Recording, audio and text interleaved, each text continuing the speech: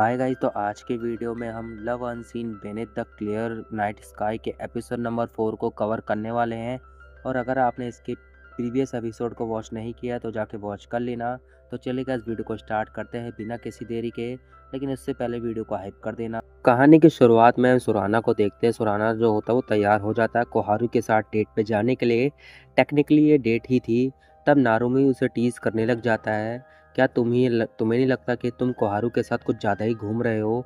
तब वो बोलता है कि ऐसी कोई बात नहीं है, दरअसल उसने मुझे फायर क्रैकर खरीदने के लिए बुलाया था, इससे ज़्यादा कोई और बात नहीं है। अगर तुम्हें हमें ज्वाइन करना है तो तुम भी कर सकते हो। पर नारुमी साफ मना कर देता है कि मैं आज बिजी हूँ और वैसे भी तुम दोनों के बीच में मैं कबाब में हड्डी नहीं बनना चाहता।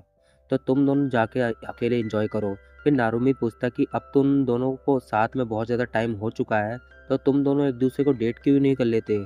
तुम दोनों एक साथ खुश भी रहते हो और तुम भी उसके साथ काफ़ी ज़्यादा खुश रहते हो।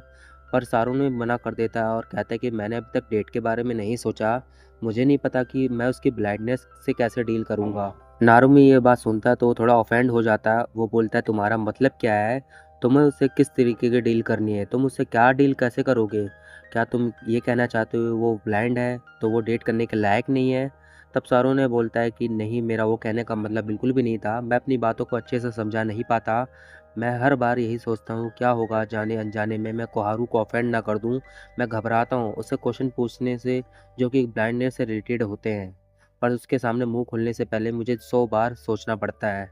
तब नारुमी बोलता है कि इतना मत सोचो, जो तुम्हारे दिल में आता है वो उससे पूछ लो। वैसे भी कोहारू कोई ऐसी लड़की नहीं है जो छोटी छोटी बातों पर अफॉर्ड हो जाए, बल्कि गुस्सा हो जाए। तब वो नारुमी की बात को अपने दिमाग में रखता है और चला जाता है स्टेशन की तरफ, जहाँ पे उसे अब मिल जाती है कोहारू, जो कि वहाँ पे उसका वेट कर रही थी।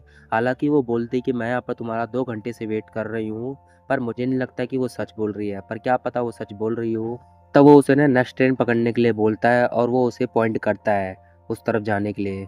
हमें उस तरफ जाना है, मतलब ऐसे बोलता है वो। और बेचारी कंफ्यूज हो जाती है और बोलती है कि तुम्हें पता है ना कि मैं देख नहीं सकती हूँ, तो तुम्हें मुझे अपने मुंह से बताना होगा कि हमें किस साइड जाना है। इशारा करके काम नहीं चलने वाला। तब वो उससे माफ़ी मांगता है और वो उससे बोलता है कि हमें अपने लेफ्ट में चलना है। तब अपना बंदा ना मन में सोचने लगता है कि इशारों से मैं इसे कुछ भी नहीं समझा सकता, और एक चीज़ ये कभी भी नोटिस नहीं कर सकती कि मैं किस तरह इसे घूरता रहता हूँ। जब भी मेरे बगल में चलती है मेरी नज़र इसके चेहरे से हटती नहीं है, और शायद कभी पता भी नहीं चलेगा इसे कि मैं इसे किस तरह देखता हूँ। और तब इसके दिमाग में बात आती है नारुमी की, जो उससे बोलता है कि अगर तुम उसे पसंद करते हो तो उसे डेट के लिए पूछ लो। तब वो दोनों ट्रेन पकड़ लेते हैं और वहाँ पे बहुत ज़्यादा भीड़ होती है, तो कोहारू ना एक कोने में चली जाती है और अपना बंदा जो होता है उसके सामने खड़ा हो जाता है। और ये चीज़ कोहारू नोटिस कर लेती है। वो बोलती है कि सच में तुम काफ़ी ज़्यादा कमाल के लड़के हो, मतलब काफ़ी ज़्यादा अच्छे लड़के हो। तुम मेरे सामने इसलिए खड़े होगे ना ताकि मुझसे कोई टकरा ना जाए या फिर कोई प्रॉब्लम ना हो। और वो ब्लश करने लग जाता है। और ये चीज़ वो खुद भी नोटिस नहीं करता है कि सच में मैं उसे कोहारू की इतनी ज़्यादा परवाह मैं करने लगा हूँ या नहीं। और फिर वो ना फायर क्रैकर्स के बारे में बात करने लग जाते हैं, किस तरह उसका सपना है या फिर फायर क्रैकर्स कैसे चलाए, और बाकी इधर उधर की बातें करते हैं। और फाइनली ये पहुंच जाते हैं दूसरे स्टेशन पे। और कोहारू ना आराम से रोड पर चल रही थी। अगर आप लोगों को नहीं पता तो ये जो लाइन होती है ना येलो वाली, ये ब्लाइंड लोगों के लिए होती है। आपने ये मेट्रोस में देखी होगी। तो वहाँ पे ना एक बदतमीज़ आदमी फ़ोन चलाते चलाते वहाँ पर आ रहा था, और वो उसी लाइन पे चल रहा था जो ब्लाइंड लोगों के लिए होती है। और वो टकरा जाता है कोहारू से, क्योंकि उसका पूरा ध्यान तो फ़ोन में ही था। और वो माफ़ी तक नहीं मांगता है। तो इस बात पे सोरानो ना, मतलब अपना बंदा, वो बहुत ज़्यादा गुस्सा हो जाता है और वो जाता है उसे लड़ने के लिए। कोहारू उसे रोक लेती है और वो बोलती कि ये पहली बार नहीं हुआ है, मैं शर्त लगा सकती हूँ कि अभी वो ना फ़ोन में लगा होगा। तो सरानो पूछने लगता है कि तुम्हें कैसे पता? तब कोहारू बोलती कि अक्सर लोग उन लोगों से बात करते हैं जो कि उनकी ज़िंदगी में ज़्यादा स्पेशल होते हैं, और वो बात करते करते अपनी दुनिया में खो जाते हैं। तो बस मैंने करा कि वो भी ऐसा ही कर रहा होगा, तो उसे जाने दो। और सबसे पहले जाते हैं ये कैफ़े में ताकि वहाँ पे कुछ खा पी ले, क्योंकि सुबह से दोनों ने कुछ भी नहीं खाया था। और इत्तेफाक से उन्हें उस कैफ़े में मिल जाती है। सर्व करने के लिए आते हैं यूको, और वो देख के तो हैरान हो जाती है कि आखिरकार ये दोनों यहाँ पर क्या कर रहे हैं। और वो सोरानो को, मतलब अपने बंदे को टीज़ करने लग जाती है। तुम मुझे बहुत शांत लड़के लगते थे, पर अब देखो तुम दोनों के बीच में दोस्ती कुछ ज़्यादा ही गहरी हो चुकी है। पर सोरानो उसे इग्नोर करने लग जाता है और वो बोलता है कि चुपचाप से मेरे लिए कॉफ़ी लेकर आओ। और इन दोनों की बातें सुन के कोहारू ना हँसने लग जाती है। तब वो उसे फाइनली पूछती कि वैसे तुम दोनों को आने का रीज़न क्या है? और कोहारू यूको को बताती कि मैंने तुमसे कहा था ना कि मुझे फायर क्रैकर जलाने हैं, तो आज हम उसे खरीदने जा रहे हैं, फायर क्रैकर्स के लिए। फिर हम डिसाइड करेंगे वो हम कब जलाएँगे, और अगर तुम चाहो तो हमें जॉइन कर सकती हो। और ये सुनकर ना यूको ना बहुत ज़्यादा एक्साइटेड हो जाती है। वो बोलती है कि हाँ, मैं ज़रूर करूँगी। तुम लोग फायर क्रैकर्स कब जलाओगे? और ये प्लान तो इन दोनों ने अब तक बनाया ही नहीं था, आज बस ये फायर क्रैकर्स खरीदने आए थे।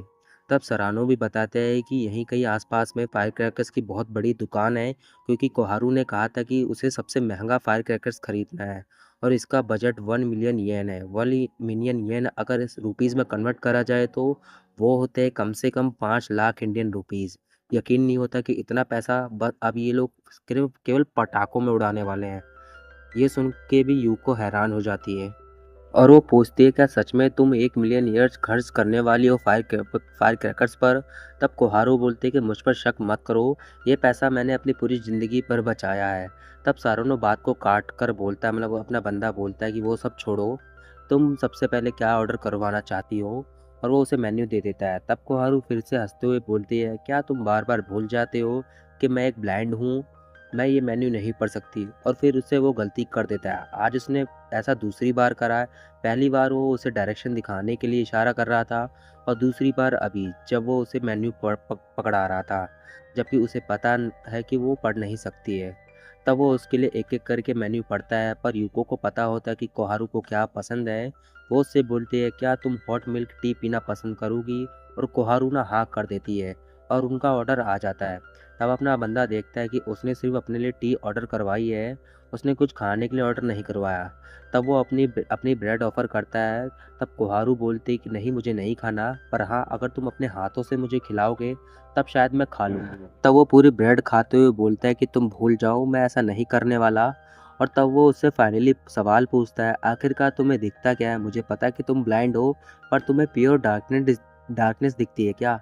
तब वो बोलती है कि ऐसा नहीं है, मुझे चीज़ें ब्लैक नहीं दिखती, बस ऐसा मान लो कि मुझे चीज़ दिखती है वाइट डिश, एक ट्रांसपेरेंट ब्लर की तरह। और ऐसा पहली बार था जब वो उसके ब्लाइंडनेस के बारे में सवाल पूछ रहा था और ये बिल्कुल भी बुरा नहीं मानती है।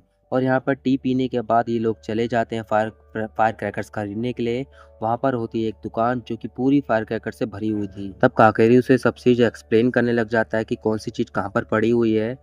और गाइस मैं आपको बता दूँ, इसका नाम है काकेरू सोरेना, मतलब ऐसे कुछ नाम है, तो इसके मैं दोनों नाम लेता रहता हूँ बीच-बीच में, तो आप लोग कंफ्यूज मत हो जाना।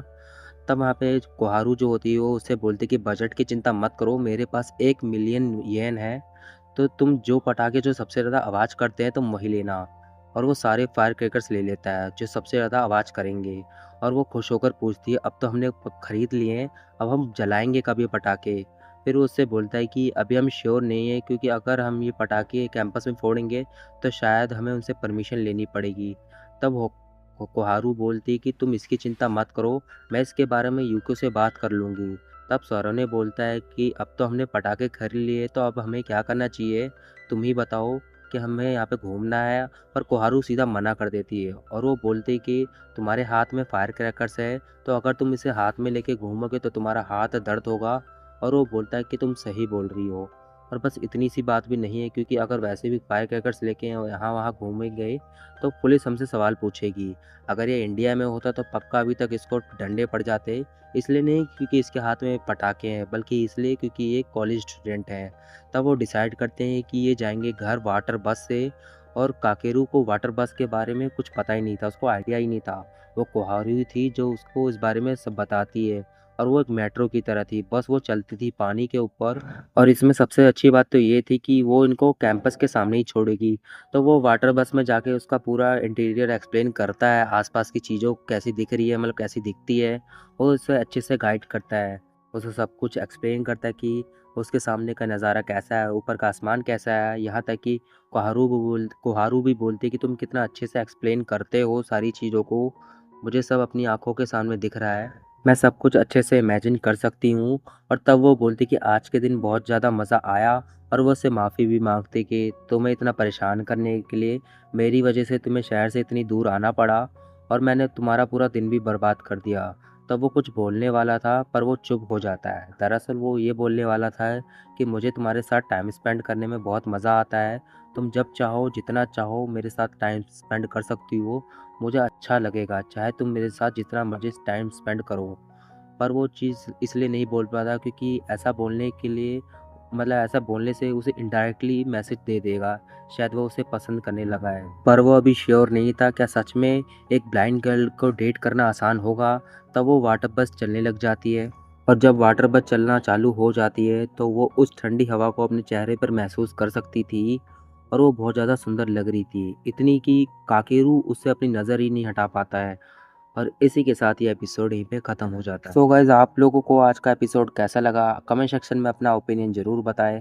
और मैं पर्सनली बताऊं तो मुझे इसके सारे एपिसोड बहुत ज़्यादा पसंद आ रहे हैं क्योंकि गाइज़ एक अलग ही प्यार देखने के लिए मिल रहा है। एक ऐसी लड़की जो देख नहीं सकती है और एक ऐसा लड़का जो ये सब कुछ जानता है फिर भी वो उससे बहुत ज़्यादा प्यार करने लग जाएगा आगे जाके, मतलब अभी भी करता ही है। मतलब ऐसी स्टोरी देखने को बहुत कम मिलती है ऐसी एनिमे में। और गाइज़ मेरे चैनल पे जितने भी रोमांटिक एनिमे आ रहे हैं उन पर अभी व्यूज़ नहीं आ रहे, तो प्लीज़ गाइज़ उन वीडियोज़ को बार-बार देखिए या फिर उसको हाइप करिए, लोगों तक पहुँचाइए, उसको शेयर करिए क्योंकि अभी आप लोगों की बहुत ज़्यादा सपोर्ट चाहिए मुझे, क्योंकि ऐसे काम नहीं चल सकता गाइज़, मुझे व्यूज़ की बहुत ज़्यादा ज़रूरत है। और प्लीज़ गाइज़ चैनल को सब्सक्राइब करिए। और आज का एपिसोड आपको कैसा लगा कमेंट सेक्शन में अपना ओपिनियन बताएँ। अगर अच्छा लगा हो तो वीडियो को लाइक करना, चैनल को सब्सक्राइब कर देना। सो मिलते हैं आप लोगों से नेक्स्ट वीडियो में, तब तक के लिए टेक केयर, गुड बाय।